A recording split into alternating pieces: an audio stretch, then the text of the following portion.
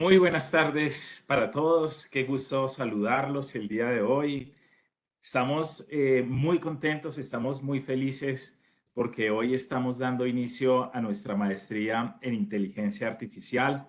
Es un trabajo que se ha venido desarrollando bajo el liderazgo del hermano Cristian, nuestro vicerrector académico, la ingeniera Diana, directora del programa de ingeniería de software.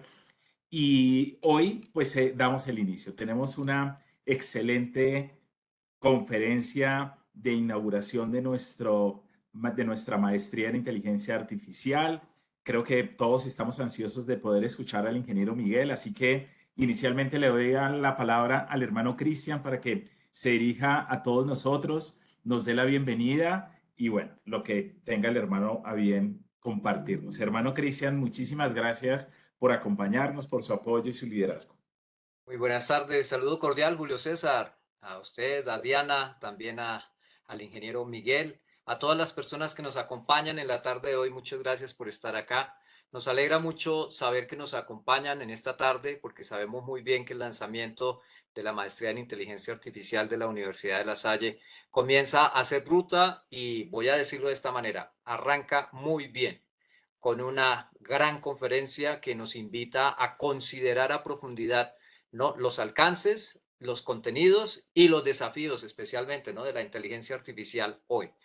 Sabemos muy bien que estamos pues prácticamente rodeados en estos 2 últimos años de una gran cantidad de oportunidades de acercamiento y uso de artefactos, aplicativos, propuestas, etcétera, que están sostenidas sobre la inteligencia artificial. Y al comienzo pues hubo muchos cuestionamientos, también muchas preguntas, interrogantes acerca de qué significa esto la inteligencia artificial, pero sobre todo cómo podemos utilizarla de la mejor forma posible para mejorar las condiciones de vida de las personas que hacemos parte de diferentes sociedades alrededor del mundo. Entonces, qué bueno que la Universidad de La Salle está abriendo hoy el compás, está abriendo este camino para que entre todos podamos avanzar en una apuesta formativa que en este caso particular integra lo mejor de la reflexión, pero también del diseño, del pensamiento ingenieril aplicado a todos estos temas de inteligencia artificial. Para nosotros es motivo de alegría, pero también es como una especie de invitación continua, ¿no?, a seguir adelante con la inteligencia artificial, más allá del uso cotidiano, ¿no?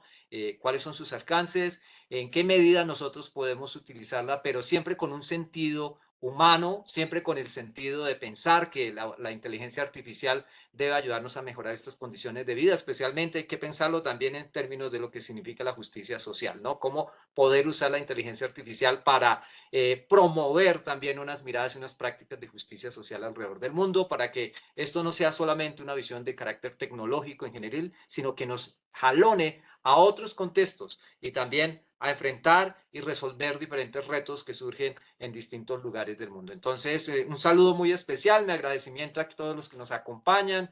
Quiero pues felicitar al ingeniero Julio César, también a la ingeniera Diana por ese esfuerzo que han hecho, a todo el equipo, ¿no?, de la Facultad de Ingeniería que ha estado detrás de esta apuesta de formación que hoy tenemos oportunidad de compartir con todos ustedes. Si yo fuera ingeniero ya estaría matriculándome a esta maestría porque me llama mucho la atención, pero bueno, yo desde mi esquina, acá desde la educación, la ética, ¿no?, la justicia social, pienso que la inteligencia artificial nos puede ayudar muchísimo. Así es que mil gracias por estar aquí. Yo quiero desearle lo mejor a la Facultad de Ingeniería y también a este programa. Y hoy que arrancamos con el ingeniero Miguel Sotaquirá, con una gran intervención que yo creo que nos va a marcar también un escenario propicio para llevar adelante esta maestría con todo el entusiasmo y el deseo que queremos imprimirle. Así es que muchísimas gracias a todos y a todas por estar aquí. Hermano, muchísimas gracias por esas palabras, por esos buenos deseos. Igual cuando se anime, lo matriculamos de una vez. Así que tranquilo Muchas gracias, muy amables por el ofrecimiento. para que haga parte de este gran programa que estamos Maravilloso. iniciando el día de hoy. Entonces, le doy la palabra a la ingeniera Diana Lancheros. Como les decía, la ingeniera Diana Lancheros, pues tiene también el rol de directora del programa de Ingeniería de Software, un programa que ha venido creciendo de manera muy importante hace un par de años en la universidad, también del doctorado en ingeniería y las maestrías en ingeniería. Y bueno, ahora también con esta maestría en inteligencia artificial que sin duda es una apuesta muy interesante desde la Facultad de Ingeniería, por supuesto, de la Universidad de La Salle, pero también una apuesta muy importante para el desarrollo y el crecimiento tecnológico de nuestro país. Así que, ingeniera Diana, adelante, por favor, si nos presentas a nuestro invitado especial del día de hoy. Muchas gracias, ingeniero Julio César. Muy buenas tardes para todos. Bienvenidos. Muchas gracias por su asistencia. Vemos que hay bastantes personas conectadas. Eso nos llena de mucha alegría. Muchas gracias por la confianza y por estar hoy aquí presentes. Quiero presentarles al ingeniero Miguel Sotaquirá. Él es ingeniero electrónico con maestría en ingeniería electrónica y un doctorado en bioingeniería. Tiene una experiencia aproximadamente de 15 años como docente, investigador de varias universidades en Colombia y desde el 2007 es un apasionado por la inteligencia artificial, por la ciencia de datos, por el machine learning. Y puedo decir con certeza que hoy en día es el mayor influencer científico que hay en los temas de inteligencia artificial, big data y machine learning. Es creador de su emprendimiento Codificando Bits y ya cuenta con alrededor de más de 27.000 seguidores en YouTube, lo que da cuenta pues de su experiencia y de la forma como lleva este conocimiento de la inteligencia artificial desde hace más de 10 años al público en general. Entonces, bienvenido, ingeniero Miguel, muchas gracias por aceptar nuestra invitación y lo dejo entonces para la conferencia. Diana, muchísimas gracias a todos los asistentes nuevamente. Buenas tardes. Muchas gracias por compartir acá este espacio con nosotros. Gracias, Diana, también por la presentación. Efectivamente, pues lo que les traigo es una presentación, digámoslo así, para invitarlos a reflexionar sobre algunas cosas que el hermano mencionaba hace algunos momentos. Creo que coincidimos, no de forma intencional, pero creo que coincidimos en muchas de esas apreciaciones. Entonces, pues el objetivo es presentarles un poco las tendencias actuales de lo que es la inteligencia artificial. Esto tendrá, digamos que un enfoque un poco técnico, pero la idea es que todos los asistentes, independientemente del conocimiento que tengan de estos temas, pues puedan irse con una idea muy general de en qué se está moviendo actualmente la inteligencia artificial. Entonces hablaremos de esas tendencias, pero esas tendencias llevan a preguntarnos muchas cosas. Lo que mencionaba el hermano hace un momento, pues hay aplicaciones interesantes, impresionantes que hace algunos años no habríamos pensado que se pudiesen llevar a cabo y a las cuales muchos de nosotros tenemos acceso en la actualidad, pero eso plantea también muchos desafíos.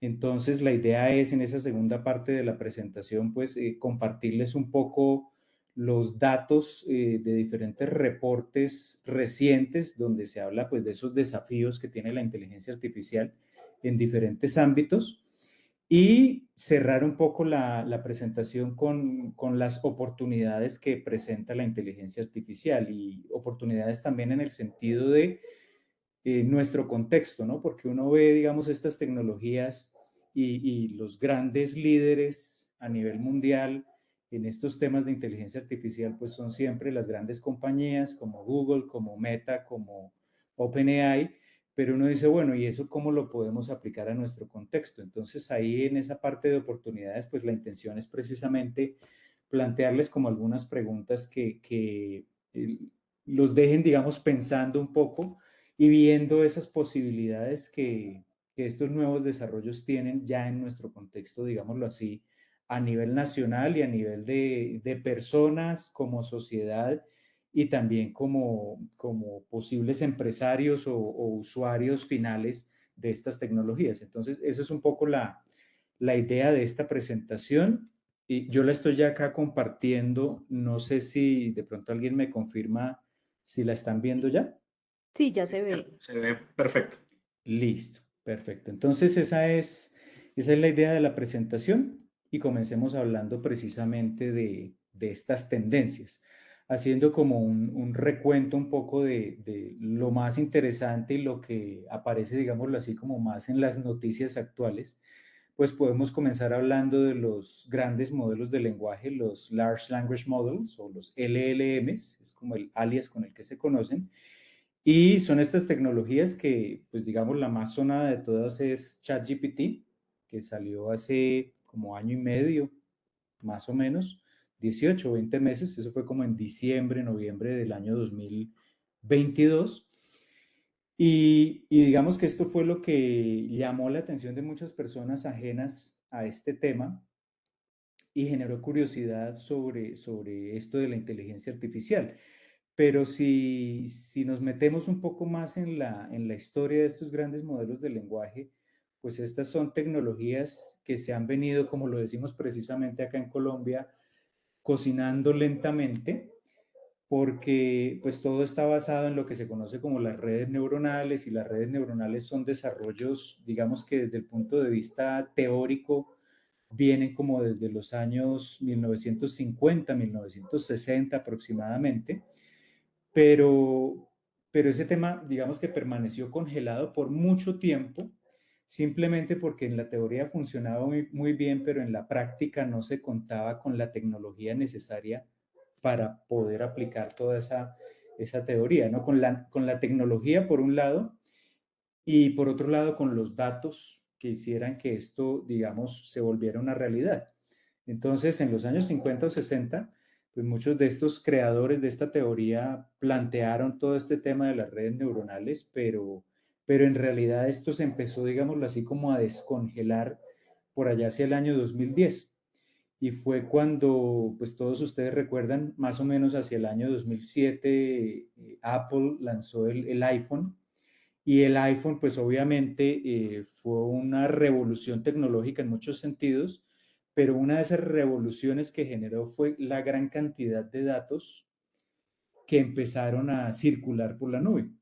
Y datos, digamos, no solo sencillos como las convencionales tablas que vemos nosotros en Excel o en cualquier procesador de hojas de cálculo, sino que ya eran datos mucho más complejos. Eran imágenes, era audio, era video, datos que, digamos, siempre han sido un reto desde el punto de vista computacional, han sido un reto para su interpretación. Siempre ha sido, digamos, un reto lograr que un computador nos pueda decir, por ejemplo, nos pueda describir, por ejemplo, una imagen, o nos pueda encontrar algún objeto en una imagen, o nos pueda tomar un texto o tomar un audio y transcribirlo, por ejemplo, a un texto. Entonces son retos que siempre han estado, digamos, desde el punto de vista académico en la mente de muchos científicos computacionales, pero no se habían podido materializar esas soluciones hasta más o menos el año 2010. Entonces, en el año 2010,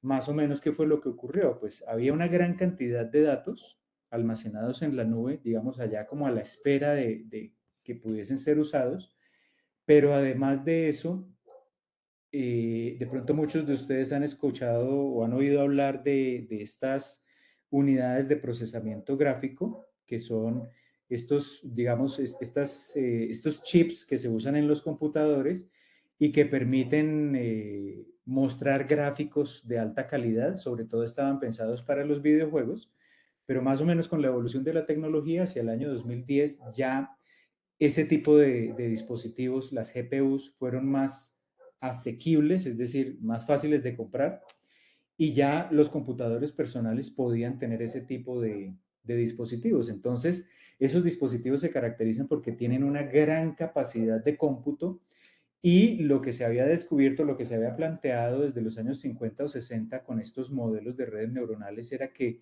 si yo los hacía cada vez más complejos, si yo les agregaba cada vez más neuronas artificiales, que son como el elemento básico de estas redes neuronales precisamente, pues si yo les añadía complejidad a esa estructura, podíamos empezar a procesar datos cada vez más complejos precisamente. Entonces, como que se unieron las dos cosas, la gran cantidad de datos muy complejos como audio, imágenes y video, pero a eso se unió entonces la aparición de esa tecnología de fácil acceso, y eso empezó, digamos, como a darle un boom a la inteligencia artificial en ese momento, y desde el año 2010 hasta la actualidad, pues ese crecimiento no ha parado.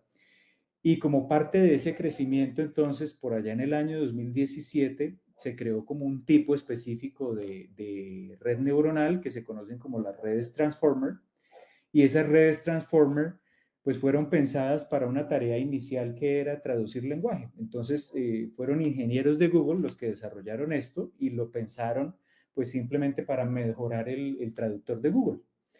Pero después de eso muchos se dieron cuenta de que esas redes Transformer, ese tipo de red neuronal era mucho más poderosa y que podía usarse no solo para traducir texto, sino para entender el lenguaje humano y para comenzar a generar lenguaje, es decir, decirle al computador que escribiera un texto de forma muy similar a como lo hacen los seres humanos. Entonces ya hacia el año 2020, 2021, precisamente OpenAI, que es la empresa que está detrás de ChatGPT, pues ya hizo un desarrollo basado en ese primer desarrollo de las redes Transformer y ya propuso, digamos, una manera de crear un modelo de estos, de lenguaje, que alimentado con muchísimos datos y un modelo gigantesco, tremendamente grande, es decir, con muchas neuronas allá por dentro, que no puede ser almacenado en primer lugar en un computador convencional, ni puede ser mucho menos, digamos, entrenado, es decir,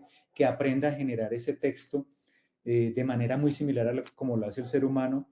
No se puede hacer ese entrenamiento en un computador convencional, se requieren supercomputadores conectados, digamos, en red o en un clúster para poder lograr ese desempeño. Pero ellos plantearon eso y empezaron a trabajar sobre el tema y esto ha venido evolucionando hasta que llegamos a lo que se conoce como los grandes modelos de lenguaje. Entonces ese es uno de los temas, digamos, una de las tendencias que actualmente se mueve mucho en la inteligencia artificial y que ha llamado, digamos, la atención del público en general, de personas incluso que no están metidas en este medio, pues ha generado como esa curiosidad sobre este tema de inteligencia artificial. Entonces la idea de los grandes modelos de lenguaje es pues una red neuronal gigantesca que yo entreno, a la cual se le presentan muchísimos datos, es una cantidad inmensa de datos que se recolectan de diferentes sitios web, se le presenta esa información prácticamente en bruto y con un proceso de entrenamiento, unos algoritmos, digamos que esta red empieza a reconocer patrones en el lenguaje y comienza, entre comillas, digámoslo así, como a aprender las diferentes relaciones que existen entre las diferentes palabras que hay en una frase en el lenguaje humano, en diferentes idiomas. Esto totalmente de manera, digámoslo así, no supervisada, es decir, el ser humano en ningún momento está guiando estos modelos para que interpreten el lenguaje de una manera o de otra, simplemente con una gran cantidad de datos en bruto y unas grandes capacidades computacionales, pues estos modelos, después de todo ese proceso, empiezan a lograr generar ese texto de manera muy similar a como lo hace el ser humano. Y no solo generar el texto, sino también interpretar el texto que nosotros les estamos introduciendo. Y como resultado de esto, pues digamos, el primer baluarte que apareció ahí, pues fue precisamente ChatGPT, que es una aplicación. Realmente ChatGPT no es una inteligencia artificial, es una aplicación que está montada sobre una inteligencia artificial y ya de en adelante, pues por ejemplo, Google ha empezado a desarrollar sus propios modelos y otras empresas, digamos que mes a mes vemos nuevos modelos y ya no solo provenientes de las grandes empresas tecnológicas, sino también modelos de código abierto, modelos open source, que es lo que hacen, digamos, estos desarrollos un poco más interesantes, ¿no? Porque inevitablemente estos grandes modelos de lenguaje desarrollados por las grandes compañías tecnológicas, la mayoría pues no son totalmente gratuitos, sino que viene un interés económico detrás de eso. Y para poder acceder y usar esos modelos, pues tenemos que pagar ciertas sumas de dinero, ¿no? Entonces, digamos que como competencia de esos grandes modelos de lenguaje han empezado poco a poco a surgir ya modelos tipo open source. Entonces, esta es una de las primeras tendencias, pero asociado a esta primera tendencia, entonces tenemos algo mucho, una sombrilla que abarca todo esto, que cubre todos estos modelos, que se conocen como los modelos fundacionales. Entonces, los modelos fundacionales son básicamente modelos grandes redes neuronales entrenadas con grandes capacidades computacionales, con una inmensa cantidad de datos, pero que se pueden entrenar para procesar diferentes tipos de datos. Entonces, los grandes modelos de lenguaje son solo un ejemplo de lo que está dentro de esta sombrilla, que son los grandes modelos fundacionales, donde también, por ejemplo, tenemos modelos entrenados con muchísimas imágenes. Entonces tenemos modelos, por ejemplo, capaces de generar imágenes. Eso también lo hemos visto en las redes sociales y en las noticias hemos visto muchos de estos modelos donde simplemente yo le introduzco un texto describiendo la imagen que quiero que genere y genera imágenes que uno fácilmente puede ver que son ficticias, digámoslo así, pero hay otras imágenes que lo confunden a uno y que no resulta fácil detectar si es una imagen real, algo que ocurrió en el mundo real o algo generado por uno de estos modelos, ¿no? Entonces tenemos modelos entrenados con muchas imágenes, especializados en interpretar y en generar imágenes, o modelos especializados en interpretar audio o voz, precisamente, o datos ya, digamos, convencionales, un poco más, entre comillas, sencillos, menos complejos, como los datos tabulares o estructurados, y podemos ya empezar a pensar en combinar estos modelos fundacionales, que es un poco lo que está haciendo OpenAI con los últimos modelos que ha lanzado, los GPT-4o y los que vienen más adelante, y los modelos de Google, por ejemplo, de Gemini, que ya son lo que llaman ellos modelos multimodales. Es decir, yo le puedo introducir una imagen y le puedo a través de un texto preguntar algo sobre la imagen, o puedo a través de la voz consultarle algo sobre la imagen y él me responde en voz o en texto. Entonces ya combinan todos estos elementos y todo esto, digamos, el sueño de las personas que se mueven en esta dirección de la inteligencia artificial, pues es lograr algo que se conoce como la inteligencia artificial generalizada. Y la inteligencia artificial generalizada, pues no es más que lo que vemos un poco en la ciencia ficción, que es lograr que las máquinas o que los computadores emulen al ser humano en muchas de sus actividades cotidianas, ¿sí? Entonces, digamos que todavía esto está en pañales, es decir, podemos tener modelos impresionantes como los GPT de OpenAI o los de Google, que nos generan un texto, que nos pueden analizar un texto que nosotros le presentemos, o que pueden entender nuestra voz, o que pueden describir una imagen, pero la inteligencia humana pues va mucho más allá, tiene elementos mucho más complejos, pero todos estos modelos fundacionales y con toda la evolución que ha habido, pues digamos que se van encaminando poco a poco a esto que es la inteligencia artificial generalizada. Entonces esa es otra de las tendencias para tener claro que no solo en el lenguaje natural, sino que en el procesamiento de imágenes, audio, video, etcétera, etcétera, ya tenemos también modelos bastante complejos y buscando como este camino hacia la inteligencia artificial generalizada, pues ha aparecido en el último año, en los últimos meses incluso, este concepto de los agentes. Este concepto de los agentes involucra algo que se conoce en la inteligencia artificial como el aprendizaje por refuerzo. Entonces es como pensar, yo siempre pongo el ejemplo, digamos, del niño, el bebé, que está aprendiendo a caminar. Entonces, el bebé tiene, digamos, allá sus sentidos, los sensores que le permiten conectarse con el entorno, tiene, digamos, su computador central, que es su cerebro, ese como tal sería el agente, el que se encarga de tomar decisiones. Y entonces el niño cuando se pone de pie y empieza a caminar solo, está sensando continuamente el entorno para ver si, por ejemplo, hay algún obstáculo. Y entonces, por ejemplo, si encuentra un obstáculo y se cae, digámoslo así, que eso es un castigo, pero si el niño logra esquivar ese obstáculo, el agente, su cerebro lo interpreta como un premio y entonces lo que busca es generar acciones sobre ese entorno, es decir, lograr que el niño se mueva adecuadamente en ese entorno para evitar los obstáculos, es decir, evitar los castigos y para que se mueva libremente por ese entorno, es decir, que pueda caminar correctamente, es decir, que obtenga premios al final. Entonces, esa misma idea de cómo el ser humano aprende del entorno a través de su interacción con ese entorno y la ejecución de ciertas acciones con ese entorno, pues existe una teoría que se llama el aprendizaje por refuerzo en la inteligencia artificial, que combina esos conceptos. Entonces, el agente es un poco esa inteligencia artificial que toma decisiones y esas decisiones las toma dependiendo de lo que el entorno le presente y de unos premios y unos castigos que se obtengan ahí con ese entorno. Entonces, todo esto cómo se enmarca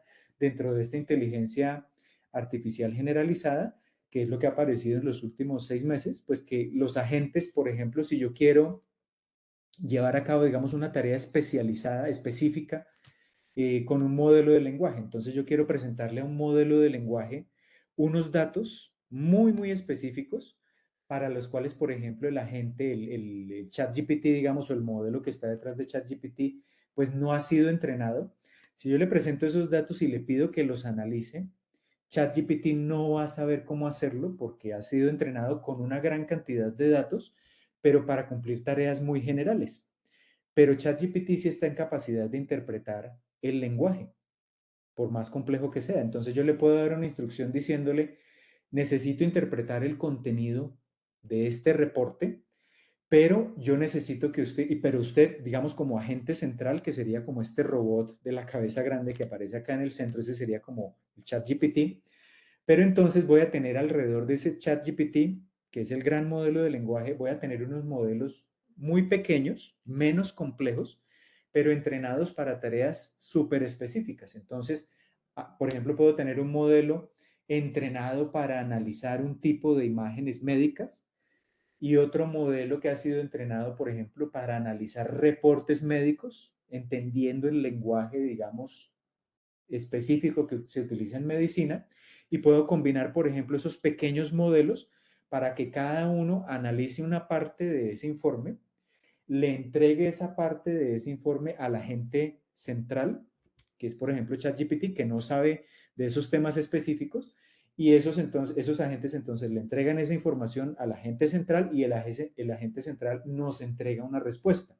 Pero en últimas, todo lo que ocurre en el fondo, yo interactúo supuestamente con el agente más grande, ChatGPT, pero él a su vez tiene unos agentes pequeños que le están analizando la información porque están especializados en esas tareas específicas. Entonces tenemos varias inteligencias artificiales interactuando de manera autónoma, es decir, yo como usuario no tengo que decirle nada a ChatGPT, más allá de hacerle una pregunta sobre ese reporte, y ya después de eso todos los agentes interactúan y me generan la respuesta muy específica, ajustada, digamos, a la pregunta que yo estaba planteando. Entonces, eso es lo que se conoce como la inteligencia artificial de agentes, que va un poco orientada precisamente a esa inteligencia artificial generalizada y que es un tema que en los últimos 6 meses se ha empezado a mover bastante, especialmente en las redes académicas, pero ya las grandes compañías están empezando a incursionar también en estos temas.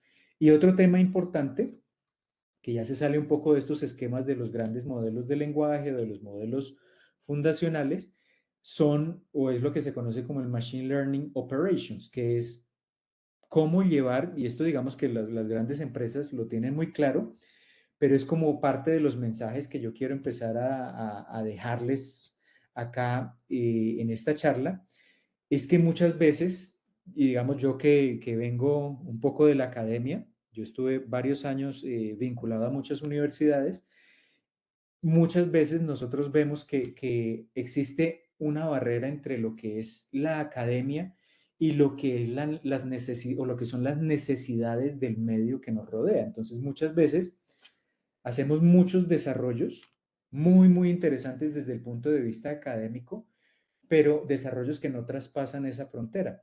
Si nos venimos a la inteligencia artificial, entonces podemos, por ejemplo, desarrollar unos modelos muy, muy capaces de, por ejemplo, detectar anomalías en imágenes médicas que podrían ser muy útiles en el entorno de los médicos, pero que desafortunadamente, por una razón u otra, se quedan, por ejemplo, en un artículo científico o se quedan en un código en el computador personal de la persona que lo desarrolló, pero no llegan a ese usuario final que podría sacarle provecho a ese tipo de desarrollos. Entonces, lo que busca el Machine Learning Operations es salirnos del objetivo inicial de lo que uno creería que es el machine learning o el aprendizaje de máquina, que es desarrollar, por ejemplo, una red neuronal que genere muy buenas predicciones. Yo puedo tener una red neuronal que genere muy buenas predicciones, pero si nadie hace uso de esa red neuronal,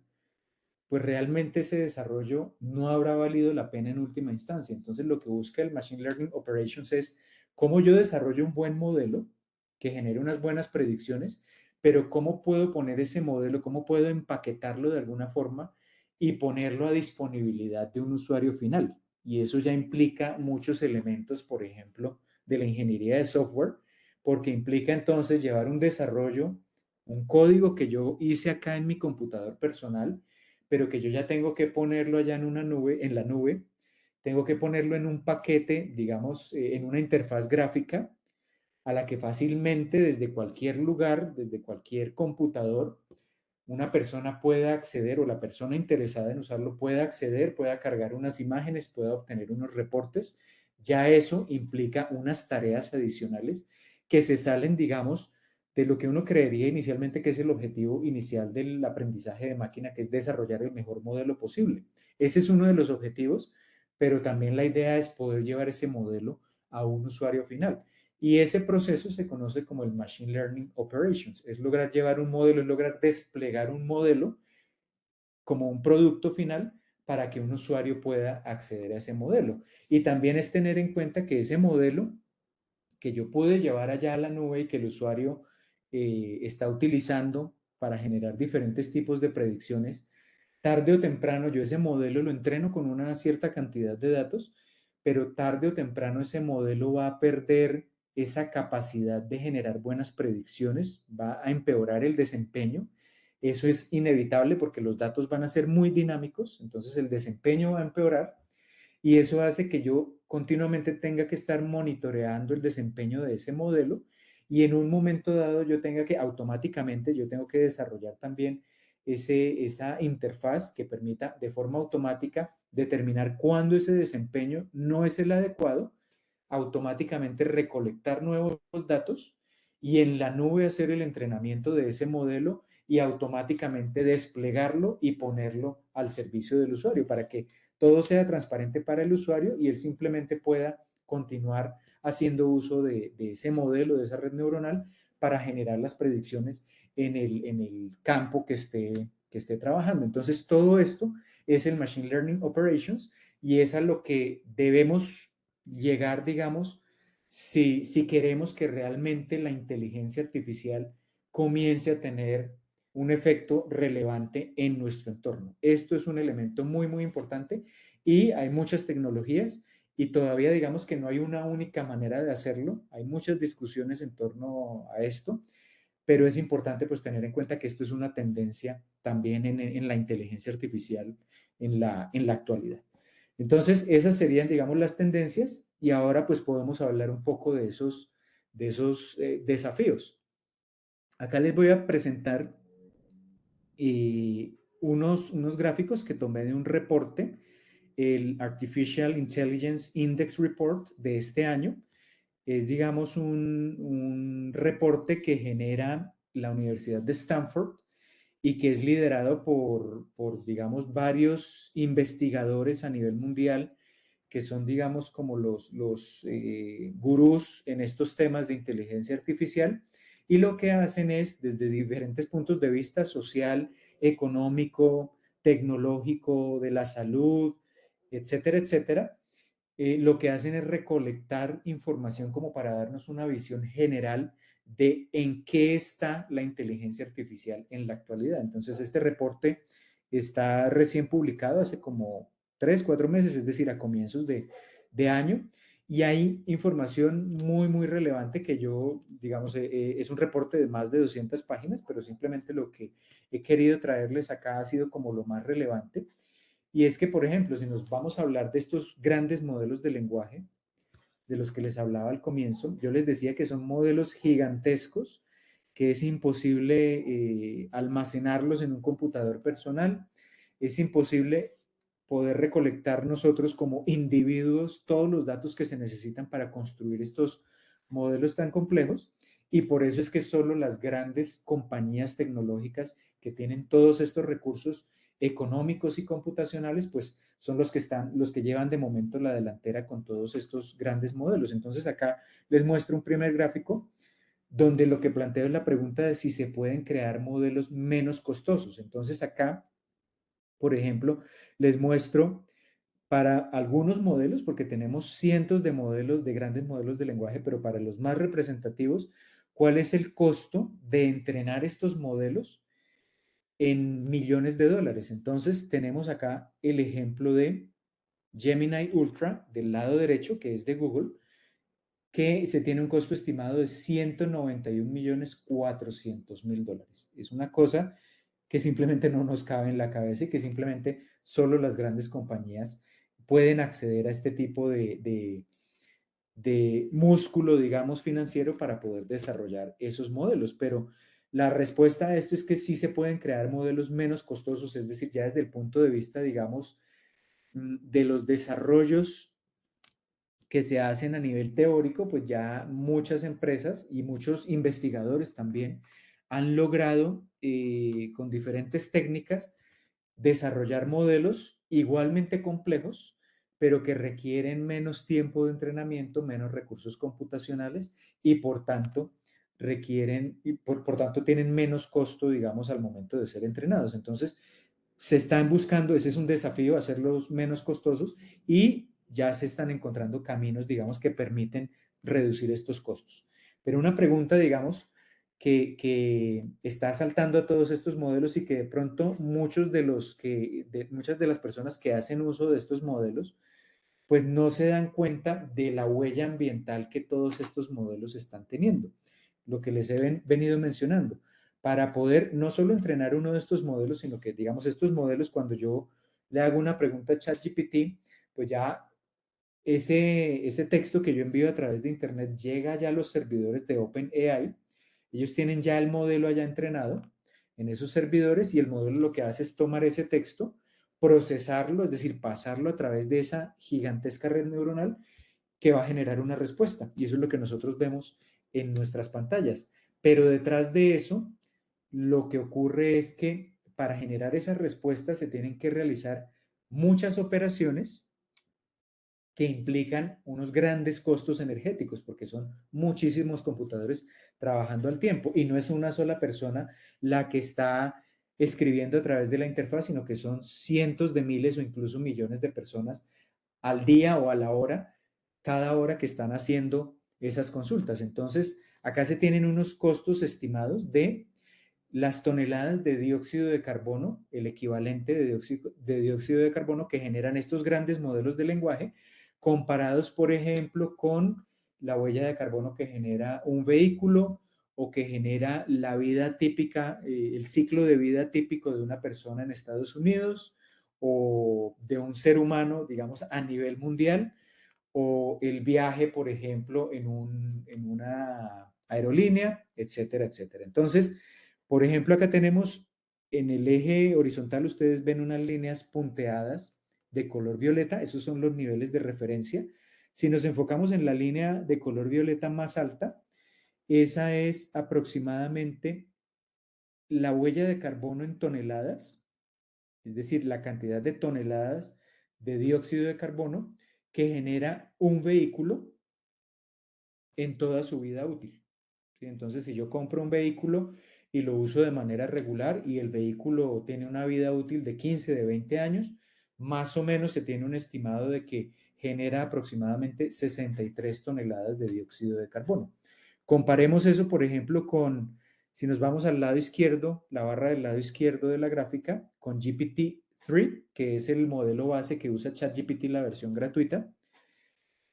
En el año 2020, ese modelo requiere o genera, en promedio, anualmente, genera 500 toneladas de dióxido de carbono para generar únicamente predicciones. Es decir, si yo le pregunto al modelo y el modelo genera predicciones y si muchas personas hacen eso a lo largo de un año, eso genera 500 toneladas. Es decir, que son más de, ¿cuántas veces serían? Como más de 5 veces lo que genera un vehículo en toda su vida útil, que son aproximadamente unos 20 años. Entonces, para que nos hagamos a la idea de que estos modelos son tremendamente contaminantes en ese sentido, en el gasto energético que generan, y el hecho de que eso genere un gasto energético, pues el mantenimiento de todas estas plantas que contienen todos estos supercomputadores, pues hace que se genere una huella de carbono significativamente más grande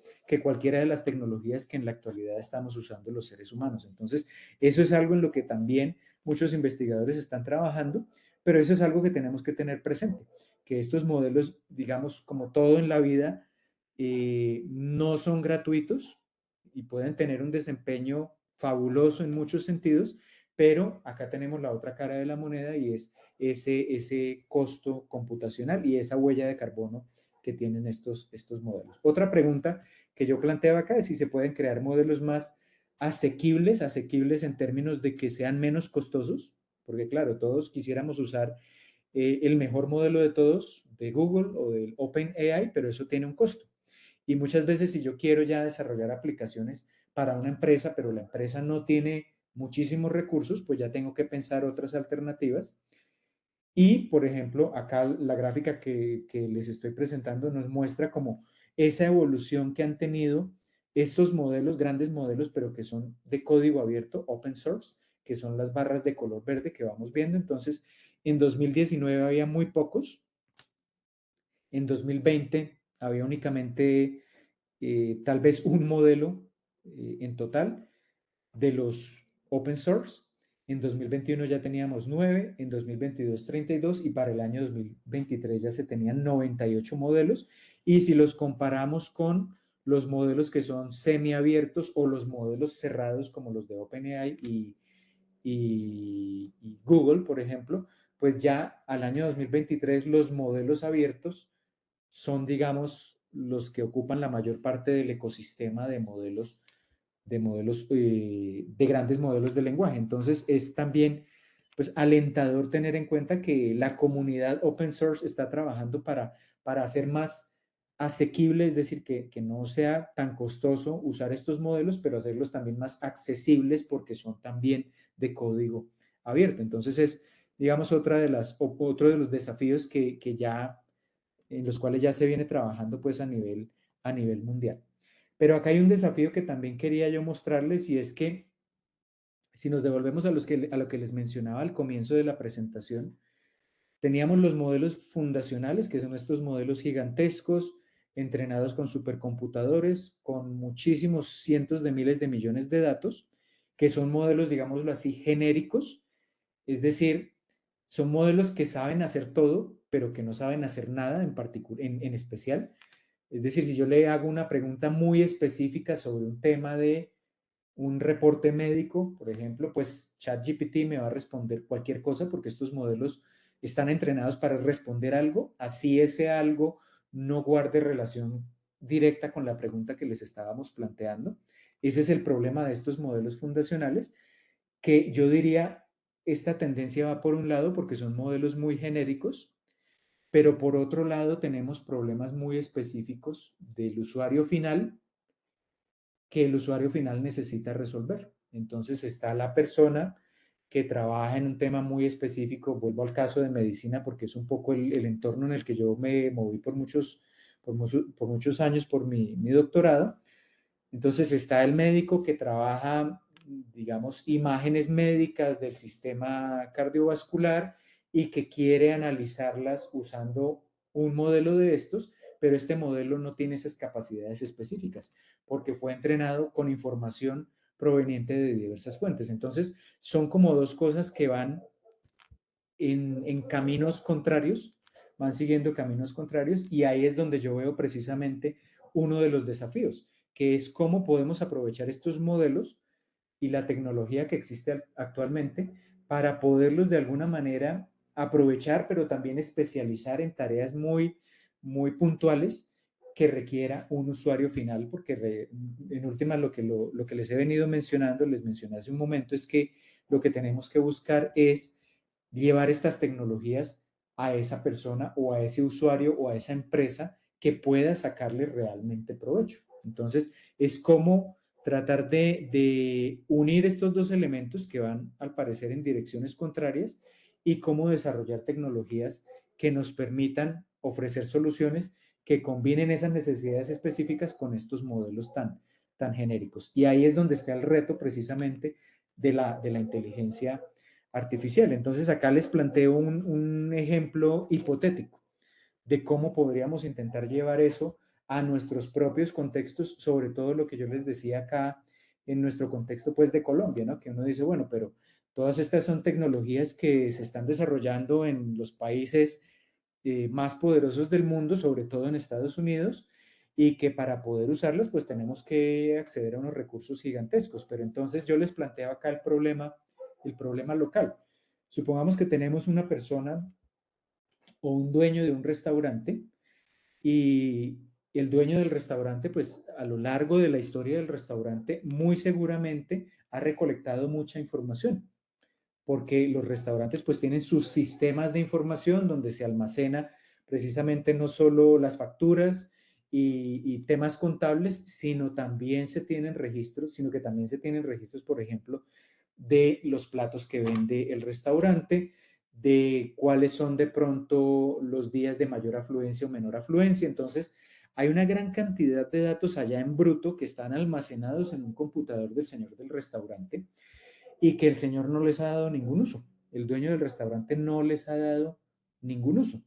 Entonces, ¿cómo nosotros, si sabemos de estos temas de inteligencia artificial, cómo nosotros podemos acceder a esos datos, por ejemplo, y empezar a buscar información, a buscar patrones en esos datos, que eso es precisamente lo que hace la inteligencia artificial, buscar patrones en los datos que nosotros como seres humanos no podemos encontrar, digamos, a simple vista, buscar patrones en esos datos que le permitan, por ejemplo, a este señor dueño del restaurante tomar decisiones. Y entonces, por ejemplo, si el dueño del restaurante ve que dentro de esos patrones, por ejemplo, los días viernes y sábado, los platos italianos son los que más se venden comparado con los platos colombianos, por ejemplo, entonces él ya puede empezar a planear, digamos, su inventario y puede decir, bueno, entonces voy a tener mejor oferta de platos italianos los viernes y los sábados y voy a contactar a mi proveedor para que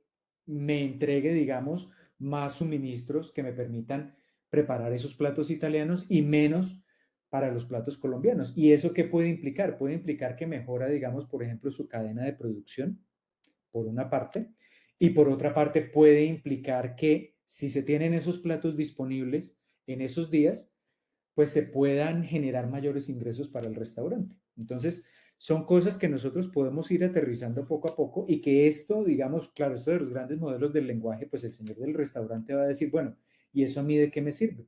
Pero si lo miramos desde este punto de vista muy particular de los datos que él ha venido recolectando a lo largo de la historia del restaurante, pues eso puede implicar que, por ejemplo, al mes ya ese restaurante pueda facturar 1 millón de pesos adicionales, 2 millones de pesos adicionales, y que al año eso implique para ese dueño del restaurante unos 20, 30 millones de pesos adicionales al año. Y todo de los datos que ya posee esa persona o ese dueño de ese restaurante. Entonces, ahí es donde tenemos que empezar a enlazar todas estas tecnologías con nuestro contexto propio acá de Colombia o del lugar donde estemos y que nos permita precisamente empezar a ofrecer soluciones personalizadas a esas empresas o a esos usuarios finales. Y tenemos el lado, en el otro caso, del lado derecho, por ejemplo, la empresa de manufactura, la empresa que fabrica diferentes productos de vestuario y que tiene que lidiar, por ejemplo, con la calidad de las telas. Entonces podríamos, por ejemplo, tener un sistema donde automáticamente le presentemos poco a poco las fotos, digamos, de la tela que se va a usar para fabricar diferentes vestuarios y que el sistema nos diga si esa tela está defectuosa, si tiene algún problema, algún inconveniente, y eso nos puede permitir, por ejemplo, mejorar también temas asociados a la cadena de producción. O podemos, por ejemplo, usar sistemas de visión por computador que nos permitan o que le permitan al dueño del almacén determinar cuál es el lugar más adecuado para ubicar ciertas prendas de manera tal que se incremente la probabilidad de ventas de ese producto. Y todo eso se puede hacer con inteligencia artificial usando un poco el registro histórico de datos que tenga esa persona dueña del almacén y ya introduciendo algo de inteligencia artificial que permita, por ejemplo, tomar decisiones de dónde ubico de manera adecuada esos productos. Entonces, son ya soluciones más aterrizadas, pero que en el fondo siguen haciendo uso de inteligencia artificial, que incluso podrían usar estos modelos muy complejos, pero junto con otros modelos más pequeños que nos permitan especializarlos precisamente en esas necesidades que nosotros detectemos en nuestro entorno. Entonces, esa es una idea o un desafío que, que podemos empezar a explorar. Y como ya para cerrar, digamos, después de todos estos elementos que les he presentado, pues vamos a hablar de las oportunidades, pero yo lo resumiría en una sola pregunta. Es decir, acá no voy a hablar de los diferentes temas en específico que he venido mencionando a lo largo de la presentación, sino que quisiera cerrar con esta pregunta que cada uno de ustedes, digamos que los que me están escuchando y que están empezando a meterse en este cuento de la inteligencia artificial o que ya tienen algo de experiencia en la inteligencia artificial, pero que quieren empezar a aprovecharla al máximo, pues la pregunta es precisamente cómo nosotros, con el nivel de conocimiento que tenemos, cómo podemos generar soluciones de inteligencia artificial. Y acá algo muy importante es que esas soluciones agreguen un valor al usuario final dentro de nuestro contexto, es decir, que no se queden como soluciones acá almacenadas en nuestros computadores y es un modelo que funciona muy bonito y que genera muy buenas predicciones, pero que yo tengo acá en mi computador y que nadie más lo conoce y nadie más lo puede usar, sino cómo yo convierto eso, ese primer desarrollo, en un producto que yo le puedo llevar a un usuario final, al señor del restaurante, al señor dueño del almacén, al señor de la fábrica, de la empresa de manufactura, etcétera, etcétera, que le van a agregar valor a ese usuario final. Entonces, que van a implicar que eso va a mejorar su cadena de producción, que de pronto va a mejorar las ventas de su restaurante y que eso al final va a incrementar los ingresos que tenga esa empresa o que va a mejorar de alguna manera la calidad de vida del usuario final, porque también no lo pensemos solo en términos monetarios, sino también en la calidad de vida de ese usuario final, dependiendo de la aplicación que estemos pensando. Entonces, esta es la pregunta con la que yo quisiera cerrar precisamente esta presentación. ¿Cómo aprovechar la inteligencia artificial para, teniendo en cuenta las particularidades que tiene nuestro país o nuestro entorno, las necesidades que en muchos ámbitos vemos, económico, social, político, de salud, etcétera, etcétera, cómo desde la inteligencia artificial podemos aprovechar los datos que se van recolectando en diferentes ámbitos para generar soluciones, pero soluciones que se puedan usar en última instancia. Entonces, esta es la pregunta que les quería plantear. La idea no es resolverla ahora, sino que es dejarla, digámoslo así, rodando en sus cabezas y que bien sea que vayan a entrar ahora a formar parte acá de la maestría o que estén explorando estos temas, pues simplemente que lo piensen, digamos, desde esa óptica de que la inteligencia artificial puede realmente o tiene el potencial de generar soluciones que apunten a problemas muy específicos y que mejoren o la calidad de vida de una persona o que generen un valor agregado, por ejemplo, a una empresa o a una industria determinada. Entonces, eso era lo que quería traerles hoy como parte de esta presentación. Muchísimas gracias. No sé si habrá de pronto un espacio para Sí, preguntas. Felipe, tenemos algunas preguntas. Muchísimas gracias, como siempre, muy claro, muy explicativo, excelente. Y bueno, tenemos una participación muy nutrida, alrededor de 100 personas te están escuchando en este momento. Entonces, bueno, tenemos una pregunta aquí en el chat. Dice, me gustaría preguntar si se sabe de modelos de IA que hayan incorporado movimiento como fuente de datos, es decir, modelos que permitan a un agente moverse en un entorno que comprenden y con el que interactúan. Claro que sí, esto tiene que ver mucho con lo que les mencionaba hace un momento de el aprendizaje por refuerzo. Ese es, digamos, el campo donde la aplicación típica que podemos ver es, por ejemplo, los robots que se mueven en un entorno de manera autónoma. Y efectivamente, sí, ya existen muchas tecnologías. Digamos que la teoría sí ha venido desarrollándose desde hace más de 50 años. La teoría existe y con este crecimiento, este boom que ha tenido la inteligencia artificial en los últimos 15 años aproximadamente, pues ya empezamos a ver la combinación de esos desarrollos teóricos que se tuvieron hace 50 años con ya tecnologías actuales de las últimas redes neuronales que ya permiten, digamos, que esos agentes aprendan un poco del entorno. Entonces, sí existen tecnologías, no existen como tal grandes modelos o modelos fundacionales desarrollados para esto, pero sí se viene trabajando en ese tema de parte de muchas empresas. Una de las empresas que viene trabajando en esto es una filial de Google que se llama DeepMind, que han venido trabajando precisamente estos temas. Entonces, para la persona que hizo la pregunta, yo le sugeriría entrar un poco al sitio web de DeepMind, como mente profunda, sería como la traducción, y ellos vienen trabajando mucho ese tema de agentes inteligentes de aprendizaje por refuerzo que permiten analizar, digamos, un entorno, una escena, y que el robot se mueva de forma autónoma. Le sugeriría a la persona que hizo la pregunta que mire un poco sobre ese tema ya en DeepMind. Muchas gracias, mi profe. Tenemos otra pregunta. Frente a lo que nos cuentas del impacto real de la huella de carbono generada con el uso de la IA, ¿conoces si se está tomando actualmente algunas medidas ya para mitigar este impacto, de pronto alguna ley, o crees que de pronto va a haber alguna norma allí?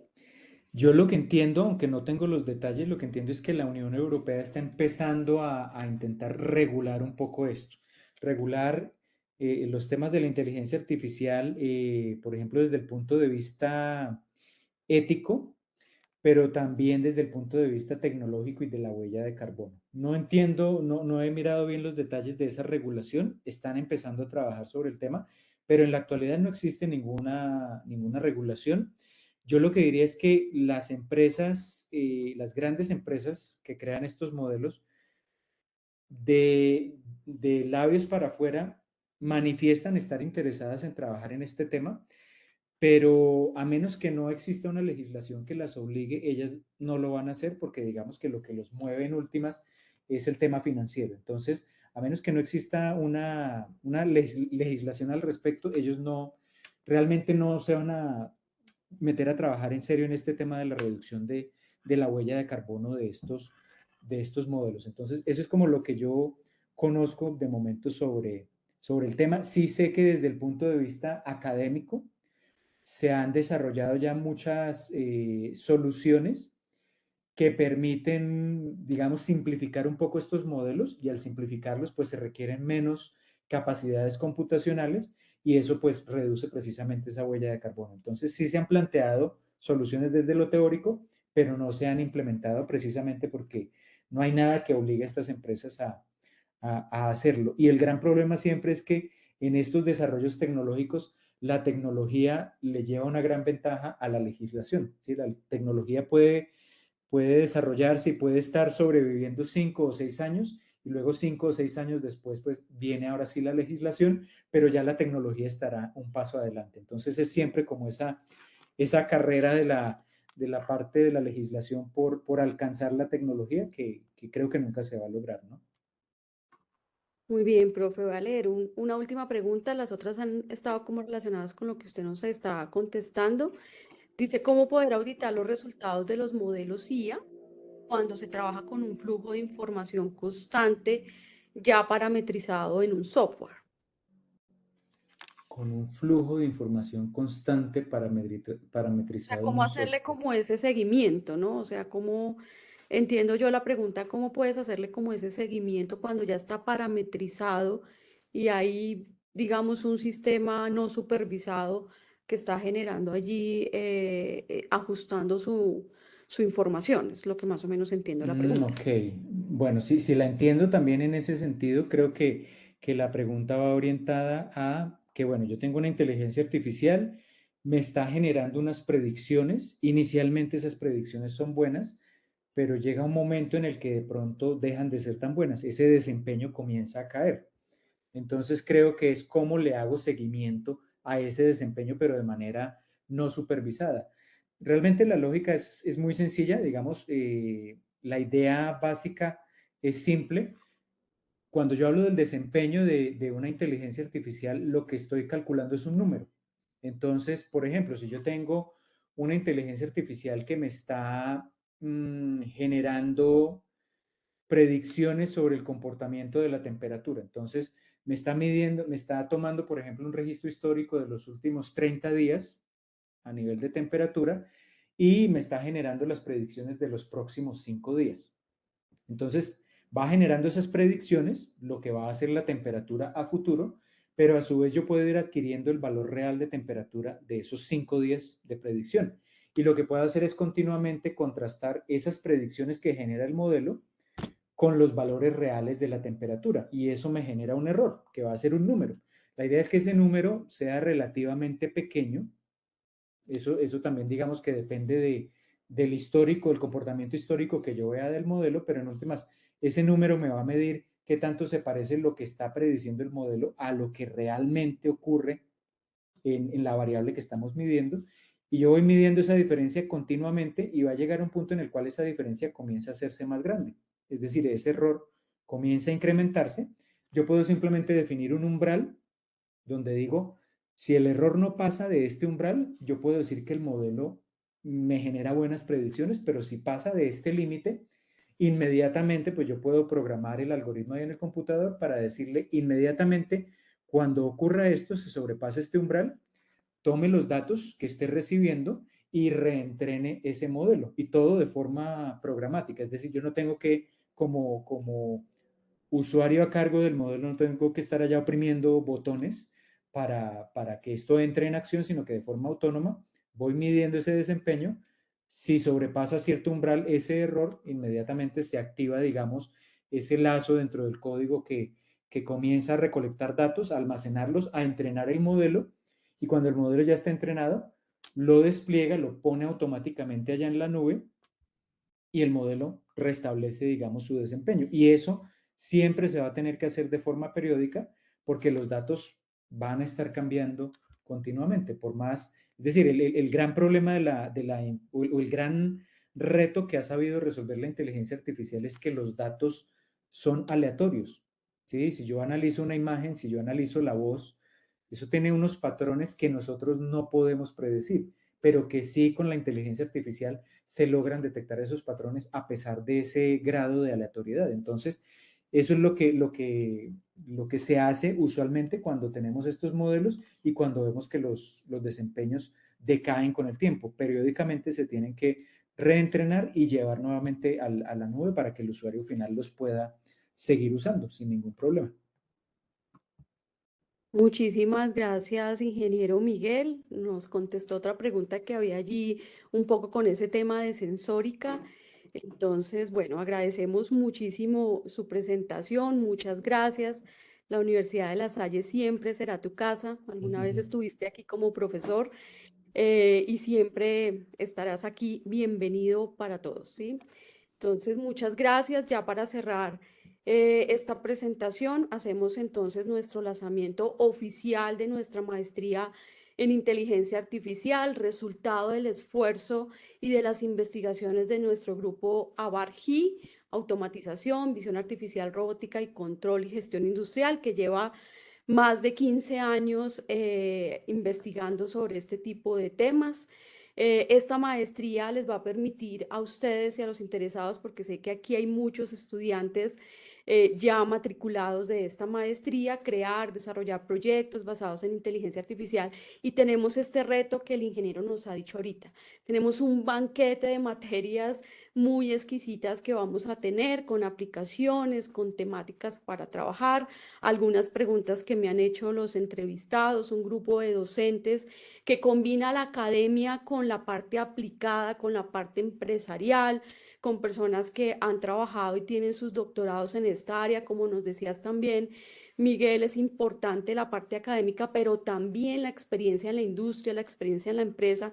Y aquí tenemos dentro de nuestro grupo de profesores un conjunto interdisciplinario que nos va a permitir lograr esa interrelación entre esas dos grandes áreas.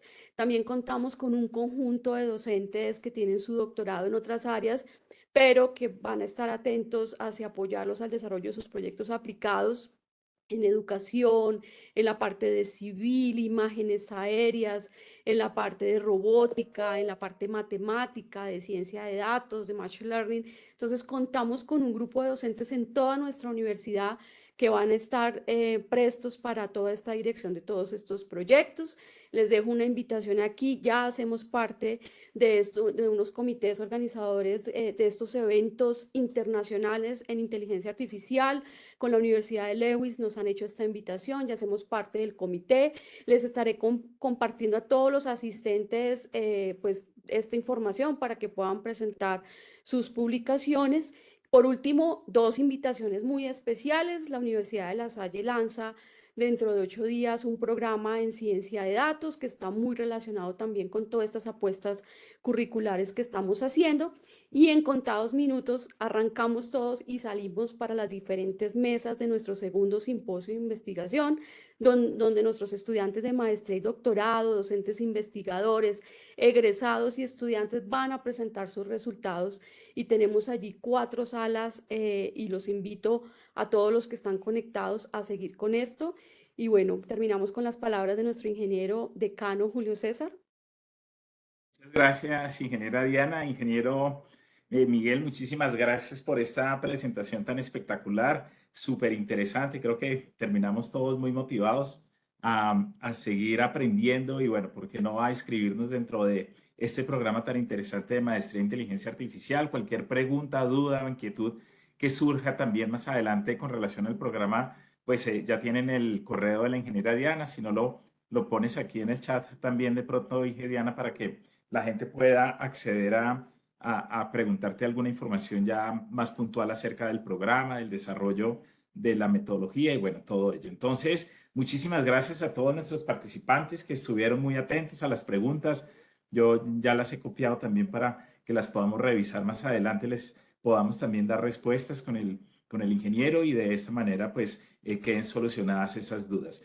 Como decía la ingeniera, los invitamos a todos. No sé si cómo podemos poner aquí los enlaces del seminario Inge o la agenda, de pronto para que la gente la pueda descargar del chat y nos acompañen y vean también los que no son parte de la universidad hasta ahora, pues vean este simposio de investigación donde estudiantes de las maestrías en ingeniería, el doctorado en ingeniería y también nuestros profesores investigadores estarán presentando los avances de sus proyectos en las 4 áreas de énfasis que manejamos en nuestra facultad. Entonces, sean todos muy bienvenidos también a este otro espacio. Muchísimas gracias nuevamente a todos por acompañarnos y les deseamos una feliz noche. Muchas gracias. Ahí quedó el link. Feliz noche para todos. Ya Excelente. nos vemos en las otras salas.